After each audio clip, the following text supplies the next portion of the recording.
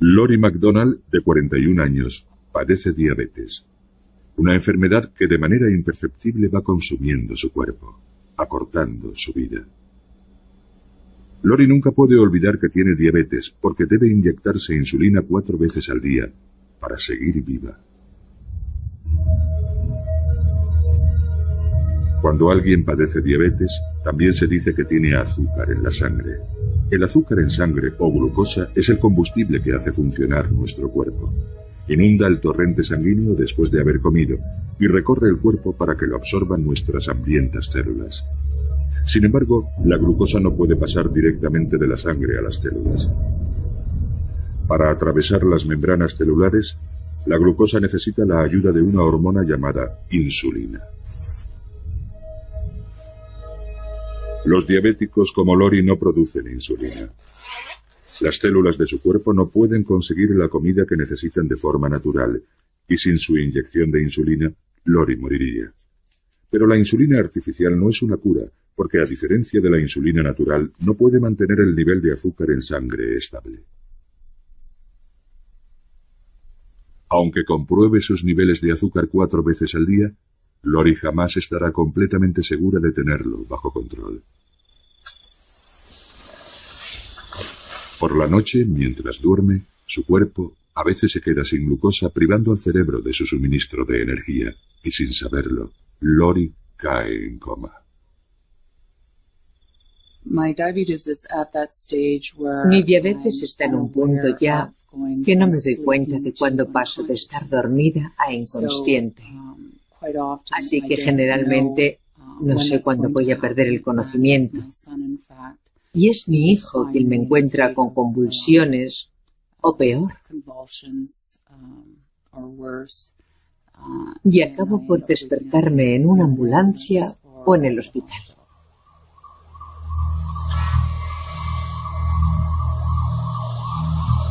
La diabetes puede afectar a cualquiera en cualquier momento de su vida. La mayoría de los diabéticos desarrollan esta patología en la edad adulta, pero entre el 5 y el 10% la padecen durante casi toda su vida. Caray, mira esta, mira. Sí, ahí todavía no era diabética. Mira qué pinta tan buena tenía eso. No solíamos comer dulces porque mi madre era diabética y tenía miedo de que, bueno, tú eres la única en la familia que padeces diabetes. Bueno, que padecías, pero por aquel entonces ya tenía miedo de que desarrollaras la enfermedad. Por eso no dejaba que comieras muchos dulces. Tenía 6 años cuando me diagnosticaron la enfermedad. Estaba en un picnic con mi madre y ella reconoció los síntomas al momento. Le pregunté por qué bebía tanto y me dijo que tenía sed. Así que enseguida me preocupé, porque ese es uno de los síntomas de la diabetes, beber mucho. Me asusté bastante. Al día siguiente me llamó el médico y me dijo que padecía diabetes del tipo 1, la peor. Me di una buena panzada a llorar, pero después me serené y, bueno, no quería que Lori notara que había llorado. Ella jamás me ha visto llorar.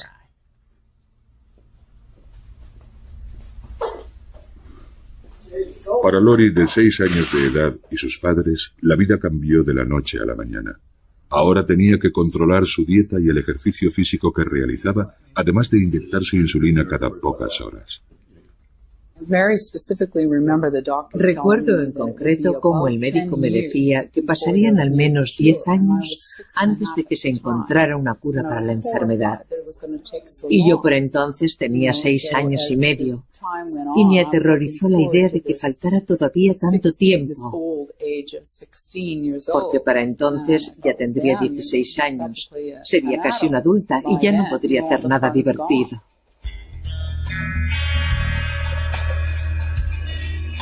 La diabetes se está convirtiendo con gran rapidez en la enfermedad con mayor tasa de mortalidad del mundo.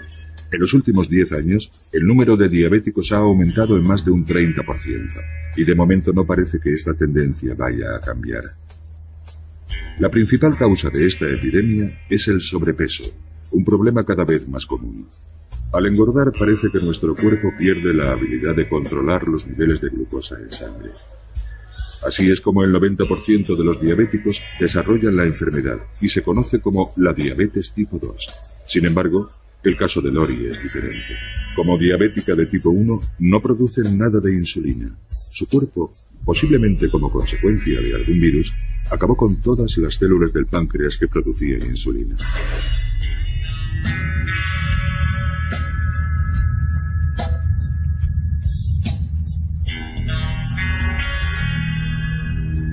En la ciudad natal de Lori, Edmonton, Canadá, los médicos estudian nuevos tratamientos.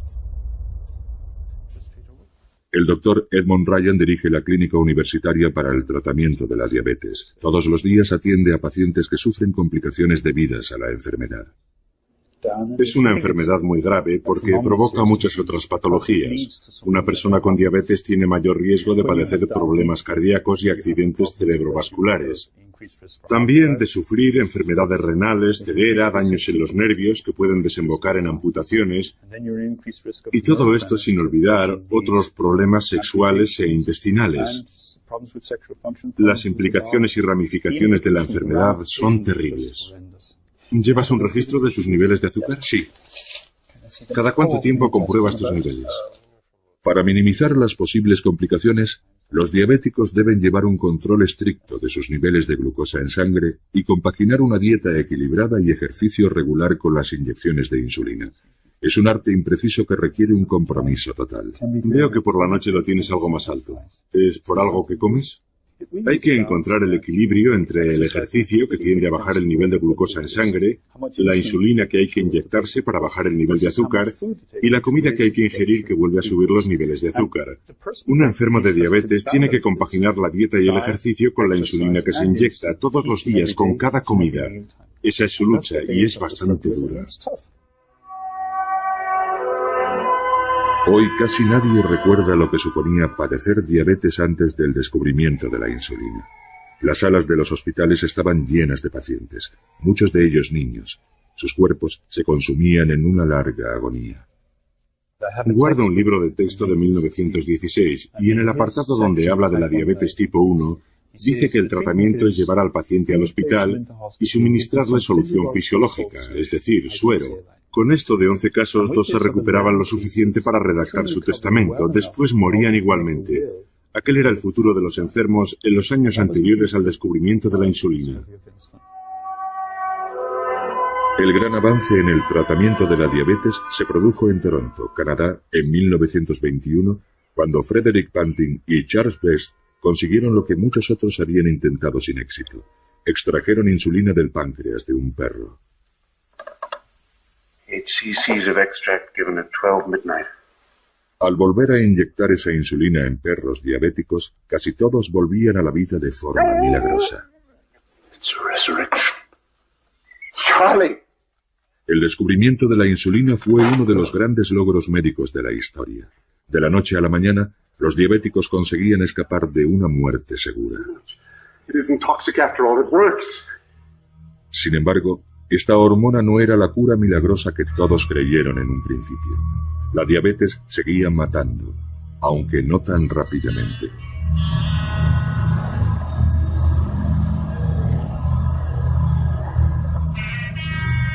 La diabetes no se hereda, pero un niño de padres diabéticos tiene muchas más posibilidades de desarrollar la enfermedad que otros sin ningún caso en la familia. Scott tiene 45 años. Y la diabetes está presente en su familia desde hace 2 generaciones. Este es mi abuelo. Creció en Indiana y desarrolló la enfermedad siendo ya adulto. Fue una de las primeras personas en tratarse con insulina, y eso hizo durante un par de años hasta que finalmente murió. Hacía poco que habían descubierto la insulina y se pensó que era la respuesta a la enfermedad. Todavía se desconocía que era bastante más complicado.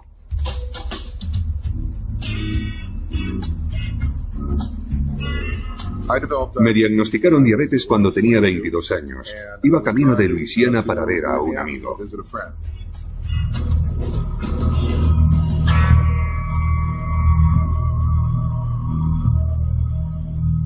Recuerdo que comencé a sentirme mal y mi estado empeoró conforme avanzábamos hacia el sur.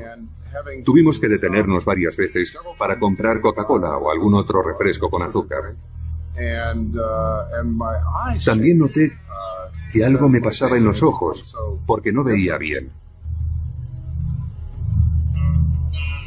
Aquella noche no pude dormir. Me encontraba tan mal que fui al médico al día siguiente. Una vez en la consulta le conté lo que me había pasado en los 2 últimos meses y me dijo que tenía diabetes. Pero para estar seguros me midió el nivel de azúcar en sangre y el resultado se salía de las tablas. Era superior a 800. Increíblemente alto. Me llevé una gran sorpresa y lo primero que se me pasó por la cabeza fue mi abuelo, que murió de esta enfermedad. Después pensé que jamás volvería a comer dulces y luego que aquello no me gustaba nada. La forma en que yo me enfrento a los problemas es aprendiendo todo lo que puedo sobre ellos, de modo que acabé convirtiéndome en un experto en la materia. Y ahí es cuando comencé a investigar sobre la diabetes. Creo que las personas que no padecen diabetes no nos entienden. Cuando piensan en un enfermo de diabetes, piensan en el fastidio de tener que inyectarse insulina a uno mismo. Pero eso no es lo peor. Cualquier diabético le dirá que uno se acostumbra enseguida. El problema es el control estricto y constante de los niveles de azúcar en sangre, no las inyecciones. Si con ponerse 2 inyecciones al día bastara y no hubiera que preocuparse más por el nivel de glucosa, sería una enfermedad menor. Pero es mucho más que eso, porque si te quedas corto con la insulina, el nivel de azúcar en sangre se dispara y si te pasas, se desploma. En la actualidad uno tiende a mantener los niveles lo más bajos posibles, así que por lo general estamos más cerca de caer en un coma hipoglucémico. Todos los días, diabéticos como Scott se mueven por la fina línea que separa niveles altos y niveles bajos de azúcar. El órgano que depende por completo de la glucosa es el cerebro. Cuando el nivel de glucosa de Scott cae demasiado, su cerebro deja de funcionar y cae en un coma diabético.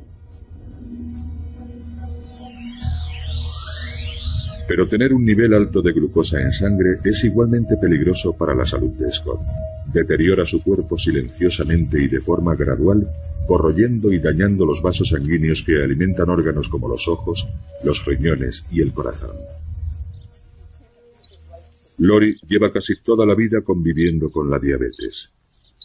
Cuando se quedó embarazada de su hijo Ben, la diabetes y el estrés al que sometió a su cuerpo le dañaron los riñones. Le dijeron que no viviría mucho. Desde el principio decidí tener una vida corta, pero pasarlo en grande, hacer el loco, lo que me diera la gana. Y después dejar un bonito cadáver. Ese era el plan.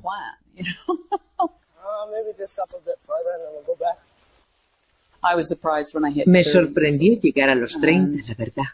De todas formas, yo siempre le hablaba a mi hijo de mi situación. Intentaba prepararle para mi muerte. Quería que supiera la verdad y cómo cambiarían las cosas cuando yo faltase.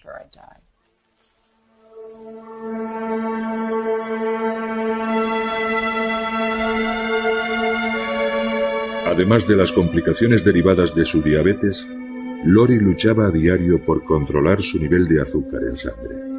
Inyectarse la cantidad de insulina adecuada no es una ciencia exacta, y Lori descubría que a veces sus niveles bajaban demasiado.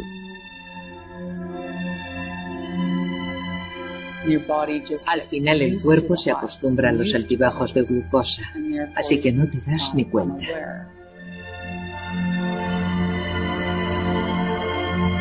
Cuando el nivel de glucosa baja demasiado, la mayoría de los diabéticos se sienten débiles o tienen temblores, pero el cuerpo de Lori no mostraba ningún síntoma.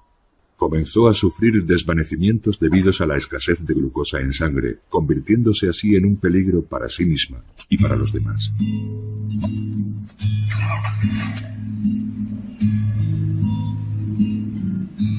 Conducir es peligroso, porque nunca sé si estoy al 100%. A veces voy conduciendo por la carretera y comienzo a sentir que pierdo la concentración, que no veo bien, que tengo problemas para distinguir las líneas discontinuas.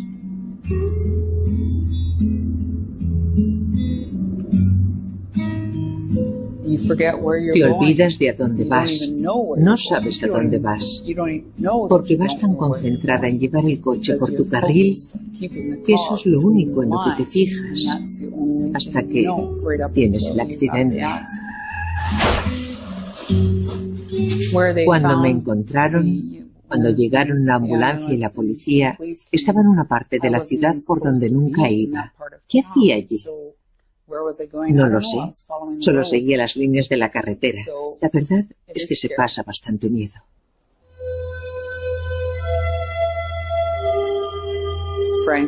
Sinceramente, yo ya no esperaba que encontrasen ningún remedio o cura para mí. Puede que sí para los diabéticos recién diagnosticados, pero no para mí.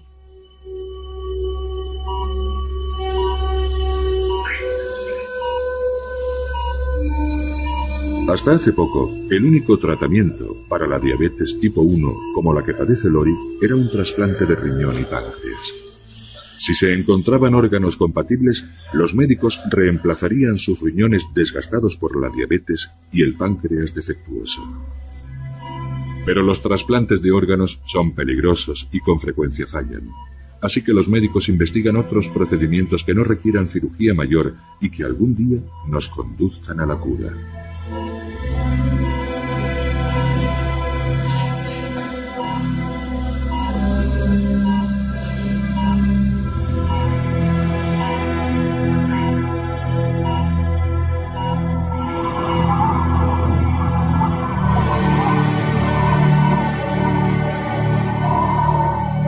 A mediados de la década de 1980, la búsqueda para encontrar una cura de la diabetes se centraba en la extracción de las prometedoras células de los islotes pancreáticos, las células que segregan la insulina.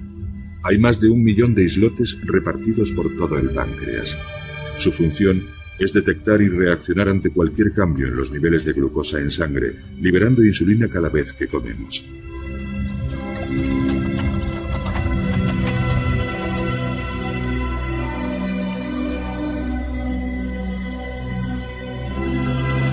En la Universidad de Alberta, en Edmonton, el doctor James Shapiro pensó que las células de los islotes eran la clave para curar la diabetes. Shapiro es cirujano y ha realizado numerosos trasplantes de riñón y páncreas. Sin embargo, los riesgos de la cirugía le parecían excesivos. Además, estaba convencido de que el trasplante de los islotes era un procedimiento más seguro y eficaz. Cuando trasplantamos el páncreas, trasplantamos un órgano que tiene dos funciones. De todo el páncreas, solo el 1 o el 2% de sus células se dedican a producir insulina. El resto, el 99% restante, está compuesto por células que fabrican jugos digestivos que nos ayudan a digerir los alimentos. Así que si trasplantamos todo el órgano, el reto de la operación no reside tanto en unir todos los vasos sanguíneos, sino en lo que pasa después con esos jugos digestivos. Porque si se produce algún escape o filtración, pueden disolver los tejidos adyacentes y por eso el riesgo de infección es tan alto y las complicaciones que pueden surgir tras la operación tan numerosas. La idea de trasplantar solo los islotes en lugar de todo el páncreas es genial, porque es una forma de librarse de ese 99% de células que no necesitas y que comportan el mayor riesgo en una operación de ese tipo. Además, no hace falta realizar ninguna cirugía, solo necesitas una aguja para colocar las células en el lugar adecuado, así que se trata de una terapia muy atractiva.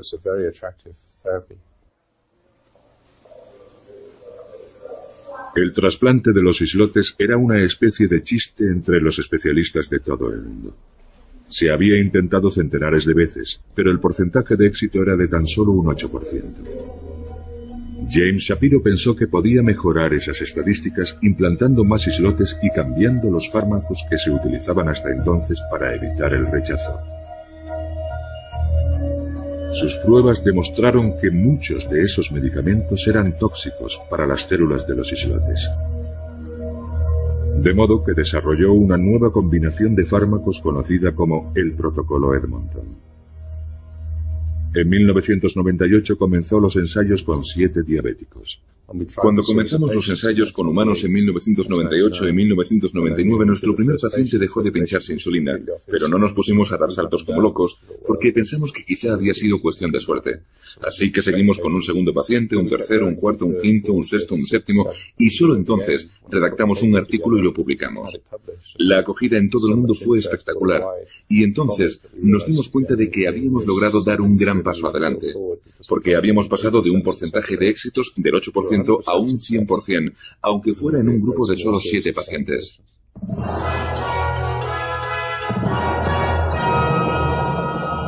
Gran avance en la lucha contra la diabetes. Investigadores canadienses han desarrollado un tratamiento para el tipo más duro de esta enfermedad mortal que podría eliminar la necesidad de inyectarse insulina. El protocolo de Edmonton era un gran adelanto. Por primera vez, pacientes como Lori tenían una verdadera oportunidad de liberarse de las ataduras de esta enfermedad.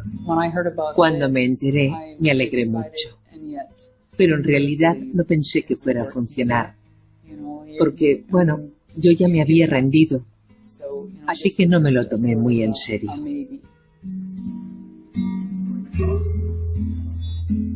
Una de las primeras cuestiones que planteamos a los que querían someterse al trasplante de islotes era: ¿cuál es tu mayor preocupación en relación con la diabetes? Si su respuesta era: me da miedo irme a dormir porque no sé si volvería a despertarme, o me da miedo conducir, o me da miedo quedarme solo con mis hijos porque no me fío de mí. Eso me daba una idea de la gravedad de su problema y de si podríamos ayudar con el trasplante de islotes. Bien, ahora voy a tomarte la tensión. El trasplante Edmonton es solo una opción para aquellos que padecen una diabetes severa. Los pacientes deben evaluar si el peligro de su diabetes supera al del trasplante, o más concretamente al del cóctel de medicamentos contra el rechazo que tendrán que tomar después de la operación. Un poco alta, ¿no? Aunque podemos conseguir liberarlos de la insulina y proporcionarles un buen control de los niveles de glucosa en sangre, eso tiene un precio. Y lo pagan al tomar fármacos inmunosupresores y al asumir el riesgo de la intervención. Por eso es muy importante que los pacientes comprendan lo que hay en juego, que no se trata de una simple cura de la diabetes. No es una cura todavía porque cambian la insulina por los inmunosupresores. Si la diabetes es grave, quizá les merezca la pena. Y es entonces cuando nos ponemos manos a la obra. Me daba igual cuáles fueran los efectos secundarios, si me proporcionaba un control fiable al 100%, si recuperaba mi vida. ¿Cómo me podían importar los efectos secundarios? Lo que quiero decir es que no importa cuál sea el coste o a qué debas renunciar, porque recuperar el control de tu vida es algo que no tiene precio.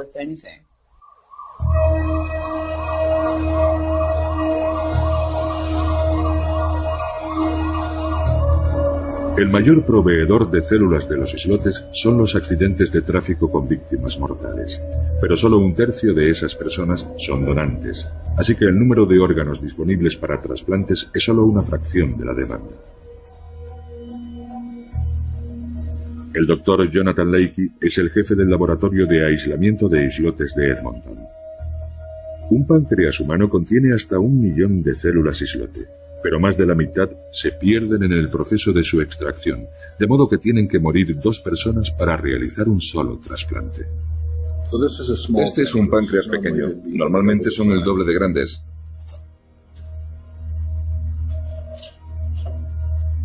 Son muchos los factores a tener en cuenta a la hora de extraer los islotes del páncreas de un donante. Por ejemplo, la edad del donante, la causa de su muerte, cuánto tiempo ha tardado en llegar el órgano hasta nosotros, aquí en Edmonton.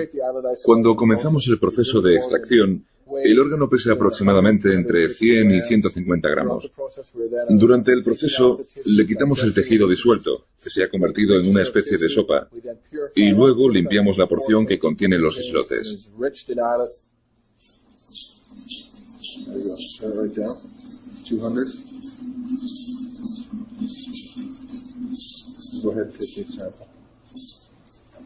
Y al final del procedimiento tenemos solo unos 3 o 4 centímetros cúbicos, es decir, una cucharadita de células que después trasplantaremos al paciente diabético.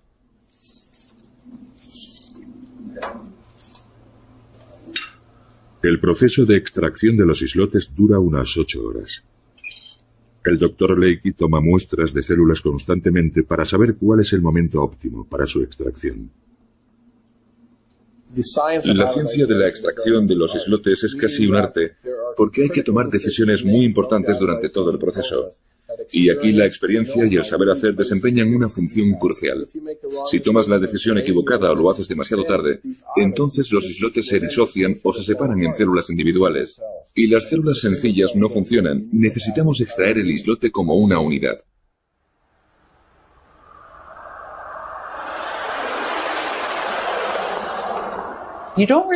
No tienes tiempo de tener miedo, porque te llaman, tienes que hacer la maleta a toda prisa y llegar al hospital lo antes posible.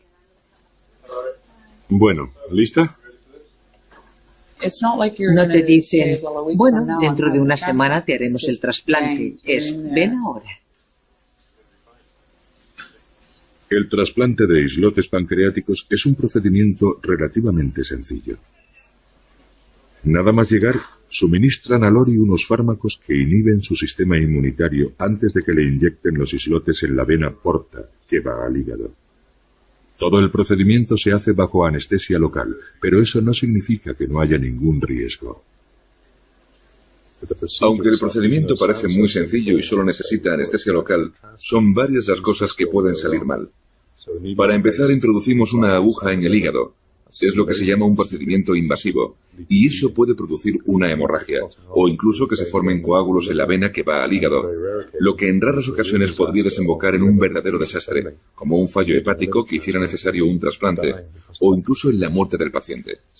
Así que tenemos que ir sobre seguro, ya que aunque el riesgo es pequeño y lo normal es que no suceda nada, tenemos que estar seguros de que merece la pena arriesgarse.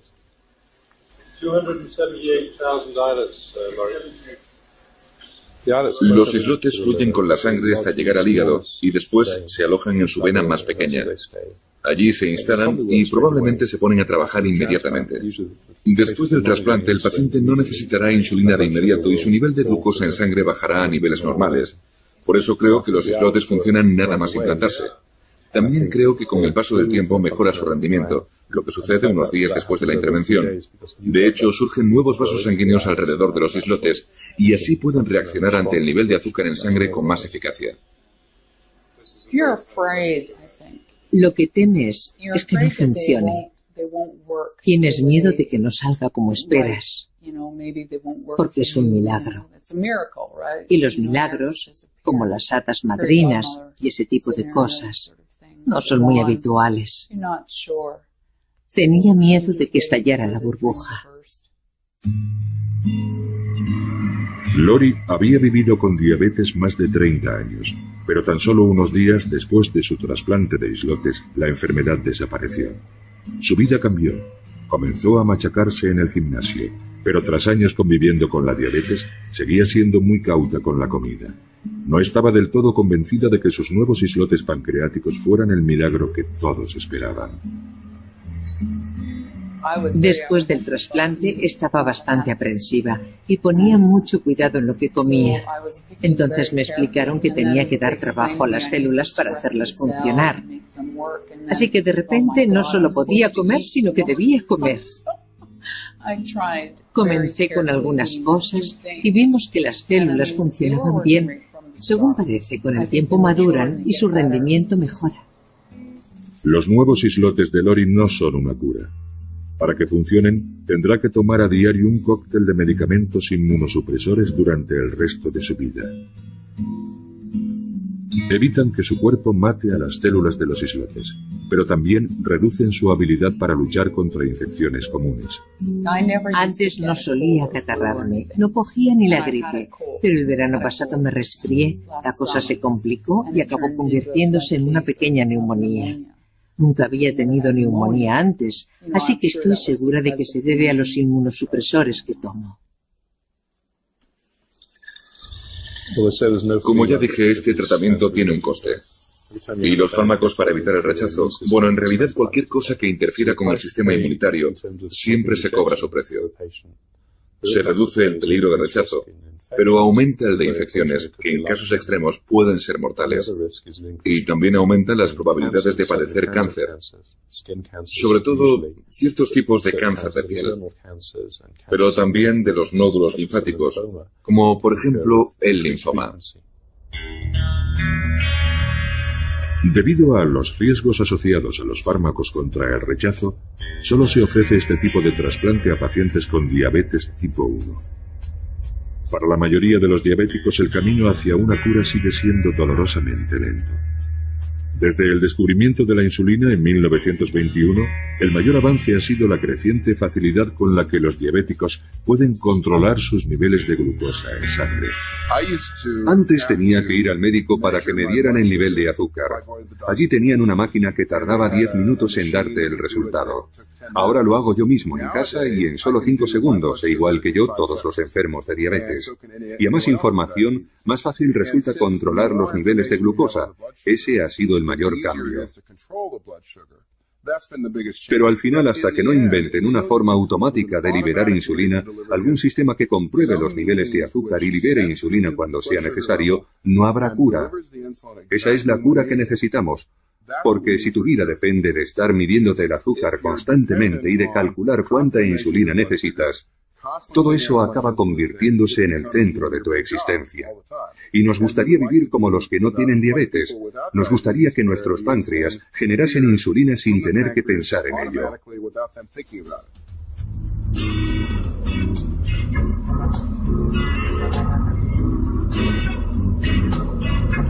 A Scott le diagnosticaron diabetes justo cuando comenzó a trabajar en Wall Street. Gestionaba carteras de valores, pero pronto descubrió que su verdadera vocación era encontrar una cura para la diabetes. Creo que la mayoría de la gente piensa que la diabetes se cura con las inyecciones de insulina, y eso no es cierto. Yo me busqué a alguien que me informó sobre qué se estaba investigando con relación a la diabetes. Me enteré de quiénes iban a ganar dinero con la enfermedad, qué línea de investigación era la más prometedora, y al final me dije, si creo que esto es lo que hay que hacer para encontrar una cura, debería intentarlo yo mismo.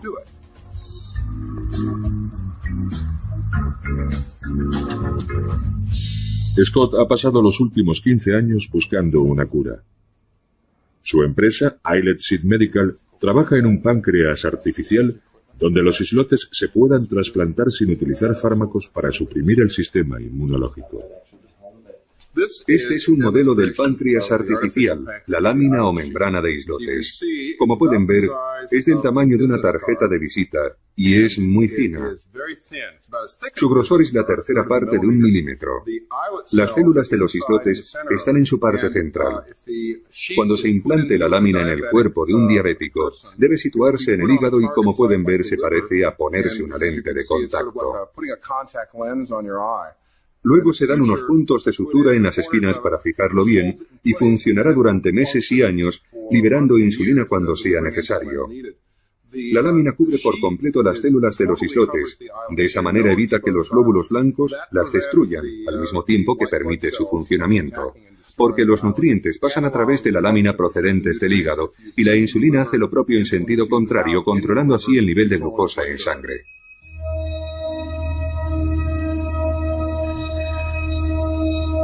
Para que la lámina de islotes de Scott funcione, tiene que engañar a nuestro eficaz sistema inmunitario, sobre todo a los glóbulos blancos, que circulan por el cuerpo en busca de cualquier ente extraño. El modo en el que el cuerpo elimina a un invasor es a través de sus glóbulos blancos, que son como la policía. Identifican a la célula extraña y la matan.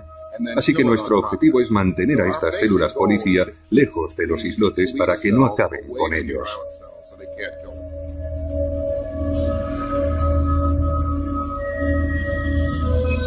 Si los glóbulos blancos detectan una sola célula de los islotes, matarán también a todas las que haya a su alrededor. Así que los islotes tienen que estar perfectamente aislados. Sin embargo, no solo los islotes deben eludir la presencia policial. La membrana o lámina de islotes en la que están encerradas las células es un blanco aún mayor para la respuesta inmune. El mayor problema que tenemos que resolver es encontrar un material que nuestro sistema inmunológico no ataque. En general, cuando se implanta algo en el cuerpo, este asume que se trata de algún parásito que quiere matarle, y resulta complicado encontrar una sustancia que no genere este tipo de reacción.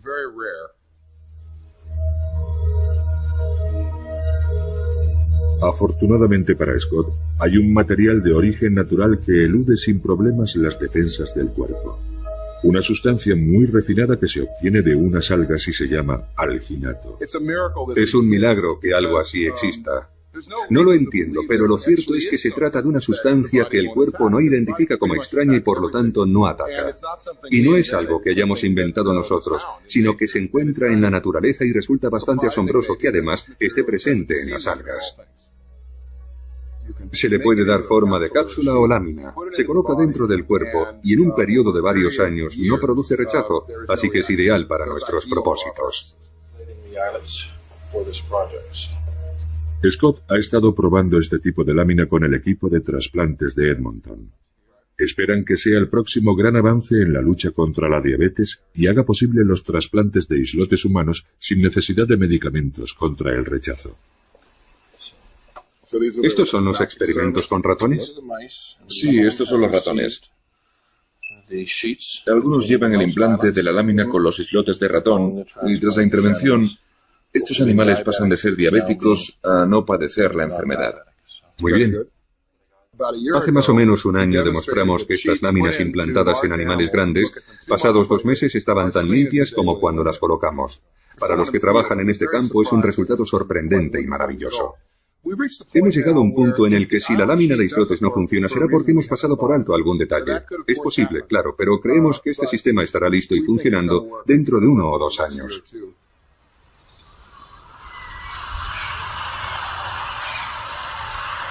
Ahora, el reto para Scott es pasar a los ensayos con humanos. Mientras tanto, su diabetes está consumiendo su cuerpo y la necesidad de encontrar una cura es cada vez más apremiante.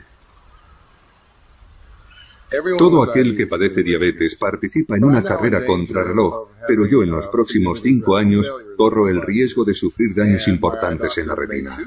Dentro de 1 o 2 años mi oftalmólogo me ha dicho que quizá deba someterme a una terapia con láser para ralentizar su degeneración, así que creo que si la lámina de islotes estuviera lista para entonces, mis problemas de retina desaparecerían. De modo que es una carrera contrarreloj en toda regla. Si no encontramos la solución a tiempo, perderé la vista. Y aunque la lámina de islotes de Scott funcione, habría que encontrar una fuente alternativa de islotes pancreáticos. Actualmente solo hay suficientes islotes humanos para realizar unos pocos trasplantes al año.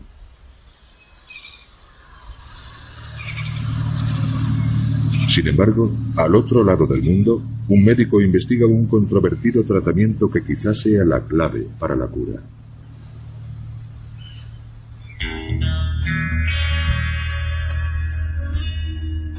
En Auckland, Nueva Zelanda, hay un científico que trabaja con lo que podría ser una fuente ilimitada de islotes. El profesor Bob Elliott trata casos de diabetes desde la década de 1960. En los primeros años de su investigación, decidió que tenía que haber una solución mejor que la insulina. Mi madre padecía diabetes y cuando me uní al grupo de investigación, mi viejo profesor escocés me dijo: si quieres dedicarte a esto, elige algo que realmente te interese. Eso te ayudará a avanzar en la dirección adecuada.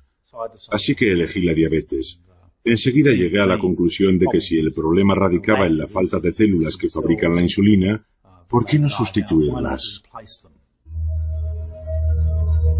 Para responder a la pregunta de qué puede sustituir a las células de los islotes, Bob Elliott acudió a una antigua técnica. En la década de 1920, tras el hallazgo de la insulina, los médicos descubrieron que disponían de un suministro ilimitado de la hormona para tratar a todos los diabéticos. Su solución fue extraer la insulina de los animales, sobre todo del páncreas de los cerdos. Si durante 60 años la insulina que se inyectaban los diabéticos procedía del cerdo y no se habían observado efectos secundarios, Bob Elliott se dijo: ¿por qué no trasplantar los islotes de los cerdos? Se trata de una idea bastante antigua. De hecho, el primer intento de curar la diabetes se realizó en 1896, cuando se intentó trasplantar un páncreas de perro a un diabético humano. Por supuesto no funcionó, porque el problema con los animales, con las células de los animales, es que el rechazo está garantizado y se produce en tan solo unos minutos. Este rechazo se debe a las diferencias biológicas entre animales y seres humanos. Nuestro cuerpo reconoce inmediatamente el órgano extraño y lo rechaza. Sin embargo, Elliot sabía que la insulina de los cerdos era casi idéntica a la humana, y pensó que si lograba proteger los islotes de cerdo de nuestro sistema inmunitario, quizá el trasplante fuera viable. Los niveles de glucosa en sangre de un cerdo son los mismos que en los humanos, y eso es bueno, porque, no funcionaría en un pájaro porque sus niveles de glucosa son distintos. Y lo mismo ocurre con las ovejas, por ejemplo. Los cerdos se parecen mucho a los seres humanos en ese sentido, de ahí que los escogieran. El primer problema con que se encontraron fue que resultaba muy complicado extraer las células productoras de insulina del páncreas de un ejemplar adulto. Así que el gran avance se produjo cuando decidimos olvidarnos de los cerdos adultos y nos concentramos en los ejemplares más jóvenes.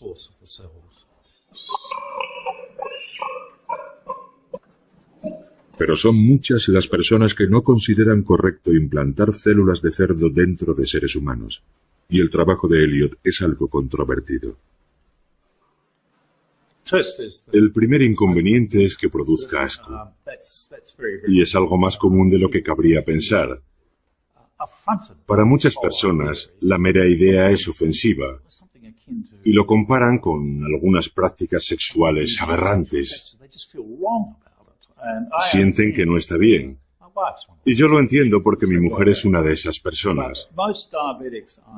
Sin embargo, la mayoría de los diabéticos con los que he hablado no tienen este problema. De hecho, me sobran los voluntarios. En 1996, tras utilizar con éxito islotes de cerdo para curar la diabetes en animales, Bob Elliot pasó a los ensayos con humanos. Uno de los primeros voluntarios fue el dueño de una tienda de instrumentos musicales, Michael Hellier. Cuando uno padece una enfermedad tan grave como la diabetes, siempre estás atento ante cualquier tratamiento nuevo. Así que cuando me hablaron de los trasplantes de islotes, enseguida me interesé. Puede que en un primer momento la idea resulte algo chocante, pero si lo piensas bien, no se trata de nada malo. Si padeces diabetes, es una muy buena opción. La insulina de cerdo me ha mantenido vivo, a mí y a millones de personas como yo. Entonces, ¿por qué no utilizar las células productoras de la insulina? Después de todo, son ellas las que se encargan de regular el nivel de glucosa. Se activarán cuando sea necesario y dejarán de funcionar cuando no las necesite. Es lo más parecido a tener islotes propios. En octubre de 1996, Elliot realizó el primer trasplante de islotes de cerdo. El paciente era Michael Hellier. Le introdujeron una cánula a través de la cavidad abdominal y le inyectaron las células de los islotes.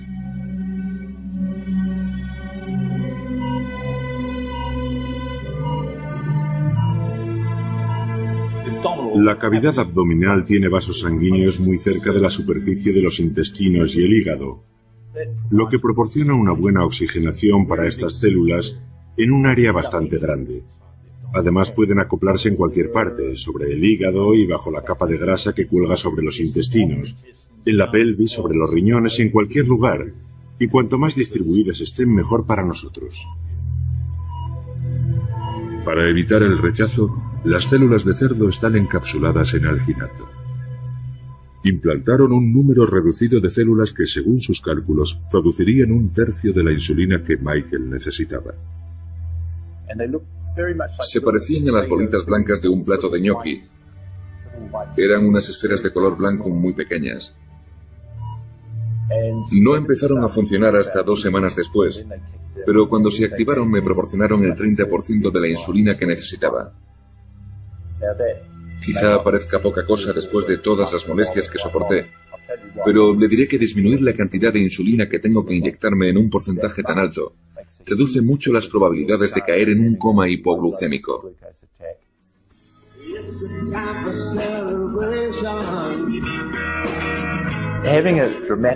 Aquel logro me dio mucha moral, porque por fin, por primera vez en más de 20 años, mi cuerpo estaba produciendo insulina de nuevo. Era casi como ser normal otra vez. Y eso me animó muchísimo.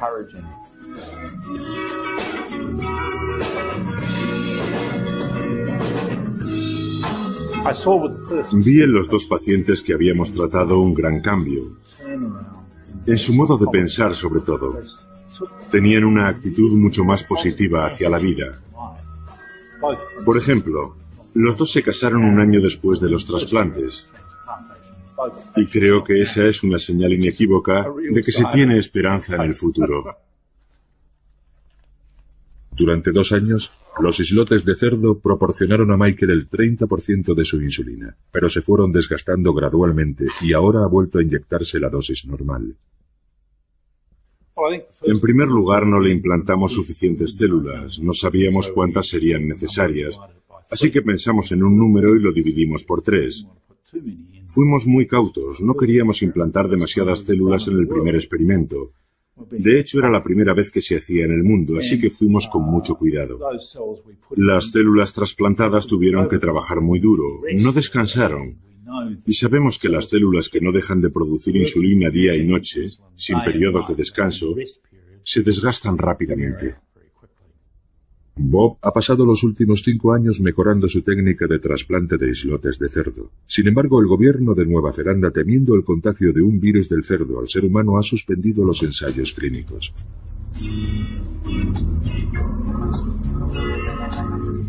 Elliot cree que el riesgo de contagio es pequeño, por eso sigue investigando en la Ciudad de México. 12 pacientes adolescentes recibieron los islotes de cerdo. Se los implantaron en unas cápsulas debajo de la piel. De los 12 pacientes, uno ha dejado la insulina por completo y lleva así 2 meses, sin mostrar señal alguna de necesitarla. De momento, esta paciente está curada. Y eso es asombroso. Es algo que no se había dado nunca antes.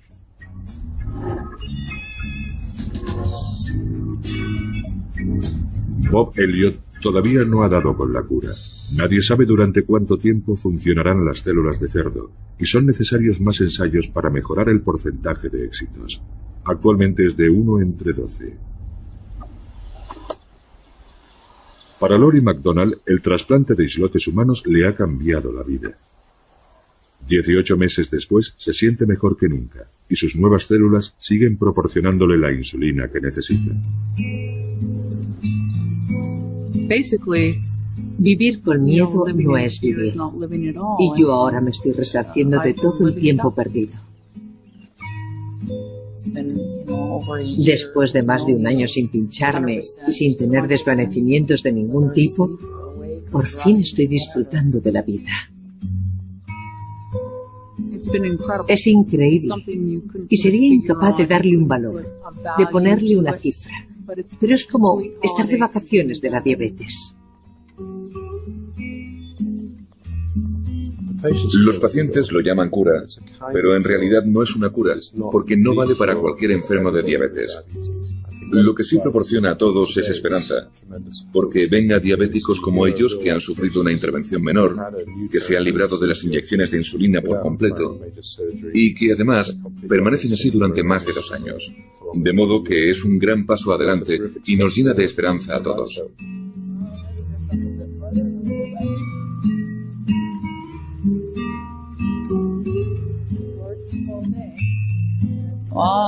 Quizá acuda a la boda de mi hijo algún día. Quién sabe. Puede que incluso conozca a mis nietos. Una posibilidad en la que nunca había creído. Pero es posible que ahora viva más años. Y ya sé que hay efectos secundarios, lo sé, porque estoy tomando fármacos nuevos y hay muchas incógnitas. Pero, a pesar de todo, bueno, digamos que voy a revisar mi testamento. Dejémoslo ahí.